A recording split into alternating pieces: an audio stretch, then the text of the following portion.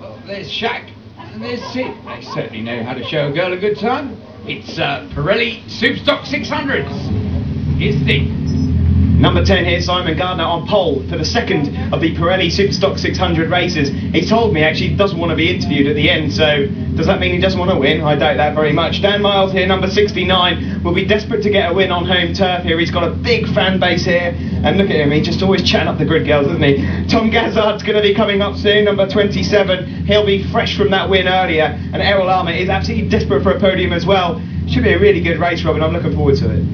Yes, indeed, should be wonderful. It was a brilliant race earlier on. Tom Gazzard picking that great win towards the very end of that race. But Superstock 600s are go. Down into Paddock Hill Bend. There's a couple of sit-ups there in the pack. But Simon Gardner, head down, number 10. First into Druid. Dan Miles round the outside, but Tom Gazzard already sticking it up the inside. I think Dan Miles is going to have the line for Graham Hill Bend. He does. So it is Gardner, Miles and Gazzard for the first time asking along Cooper Straight. Yeah, indeed. Apologies to Dan Miles' girlfriend there. He's not really always chatting up grid girls. Also apologies to Dan Miles for being an Arsenal fan, but that's another story for another day. Great stuff there. Alex Berkshire is also up into 4th place. And look out for Riccardo Ballerini, who's making a nice appearance in the Superstock class as well. Yes, good to see Rick out here. In fact, his dad won a championship here at Brands, I think back at the end of the 1950s. There you go, see, you get a bit of history thrown in as well. But up the front, it's Dan Miles, who is not just leading the championship, but leading this race. I don't know, he's an Arsenal fan, Steve. Dear oh dear, I suppose everybody has to have some faults, and that's obviously his. Yeah, I used to like him, but that's all gone away now. Tom Gazzard there in 3rd place, all over the back of Simon Gardner. I imagine he can probably see Dan Miles looking to get away here. He'll want to get past Gardner as soon as possible. Yeah, it's, as we mentioned earlier, Tom Gazzard on a bit of a high coming into this weekend. He really was very confident, but I think it was a confidence born of the fact that he feels very secure with the machinery, but you never know what's going to happen in racing. But having taken that earlier win, I think he's probably a little frustrated now, and even more frustrated there is Dean Young taking a bit of a tumble there. He's okay. Alex Berkshire on the lean green Kawasaki there in 4th place and siding off through the dust and into the tire wall at Druids. It looks like Ricky Simmons. Is that Ricky?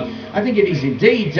Oh goodness me, he's had some great rides this season, but that one coming to a premature end. Alex Berkshire there, just ahead of Errol Armour. Alex trying to get up with the front runners, but Stuart Wickens, number 6, is also tagging on the back.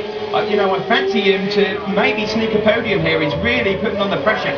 Yes, great stuff. It's such a competitive series this. But at the front, still Dan Miles with that lead. Simon Gardner on that red Yamaha, just well, he's bottling up Tom Gazzard. You can almost sense that frustration of Tom's. He feels he ought to be able to get by, but Simon is a very, very experienced rider. Had a few seasons away from the track, but he's right back and right on the case.